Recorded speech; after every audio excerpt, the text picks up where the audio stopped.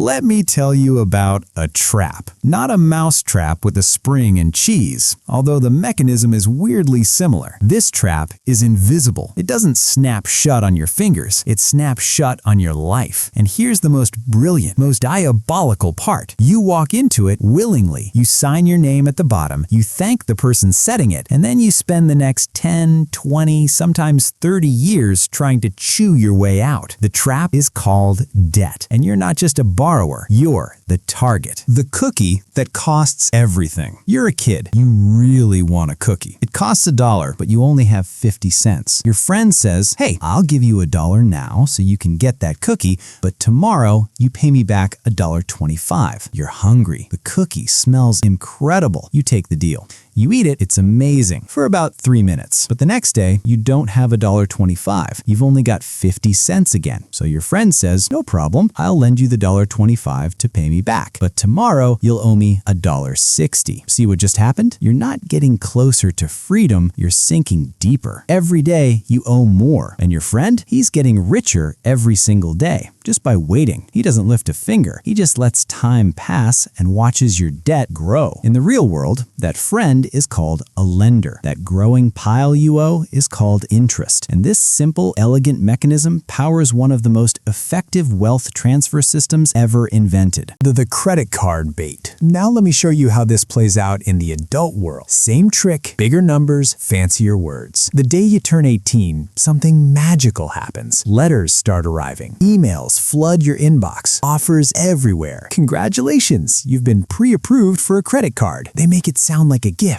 like you've been chosen. They even give you rewards, points, cash back, free money, right? Wrong. They're not doing you a favor, they're baiting a hook. The average credit card charges 20 to 30% interest. Let me translate that. If you borrow $100 and only pay the minimum each month, you might end up paying back $200, $300, sometimes $400 for the exact same thing you could have just waited and bought with cash. They're selling you your own future money at a massive markup, and they've convinced you it's a privilege. The big traps, student loans and mortgages. But credit cards? That's just the appetizer. The real feast, the one that traps people for decades, comes in two flavors, student loans and mortgages. Let's start with student loans. You're 17 or 18. You've been told your whole life college is the key. You need a degree to be somebody. The degree costs $50,000, $100,000, sometimes $200,000. You don't have that money. Your parents don't either. So you sign papers, lots of them. Papers a teenager can't possibly understand. And suddenly you've got the money. Feels like a miracle. But here's the dark secret. Student loan debt is almost impossible to escape. You can't get rid of it in bankruptcy like other debts. It follows you forever. If you can't pay, they garnish your wages, take your tax refunds, even come after your Social Security when you're old. You signed up for an education. What you actually signed up for was invisible handcuffs that shape every decision of your adult life. What job you take, where you live, whether you can start a family, whether you can ever risk chasing a dream. Then there's the mortgage, the American dream. Own a home, have a yard, paint your walls whatever color you want. Sounds beautiful. Let's look at the numbers. You buy a house for $300,000. Small down payment, 30-year mortgage at 7%.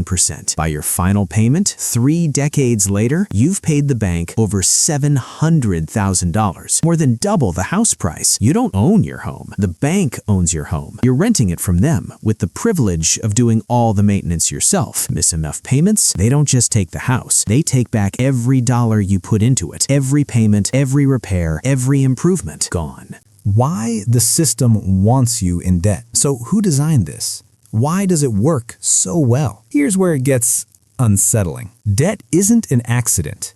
It's architecture. The entire economic system is built on the assumption that you will be in debt, that you need to be in debt. And here's why they want that. When you're in debt, you're predictable. You show up to work even when you hate your job because you've got payments to make. You don't take risks. You don't start businesses. You don't challenge anything because you can't afford instability. Debt makes you docile. Debt makes you compliant. Debt makes you a perfect, obedient participant in a system that profits from your labor while giving you just enough to keep running on the hamster wheel. The psychological weapons and the tools are getting more sophisticated every year. They use psychology against you. They know humans are terrible at understanding future consequences. Our brains want instant gratification, so they offer buy now, pay later. Make spending feel free in the moment. They show you low monthly payments instead of total cost because a smaller number feels manageable, even when the total is insane. They offer 0% interest for 12 months, knowing most people won't pay it off in time and will get hit with all the interest at once. Every trick, every deal, every offer, engineered by teams of psychologists and data scientists whose entire job is finding new ways to get you to sign on the dotted line. The bully analogy. Let me paint you one more picture. There's a bully on the playground, but he doesn't hit you. He doesn't need to. Instead, he lends you lunch money whenever you forget yours. He's so nice about it. But every day you owe him a little more. After a while, you're giving him most of your lunch money just to pay back what you already owe. You can never get ahead. You can never save. And that bully? He's eating like a king, not from his own money, but from yours. He didn't take your lunch. He figured out how to make you hand it to him willingly every day with a smile, because at least he's not hitting you. That's debt. The violence isn't physical, it's financial, and it's happening to millions of people right now. Breaking free. So what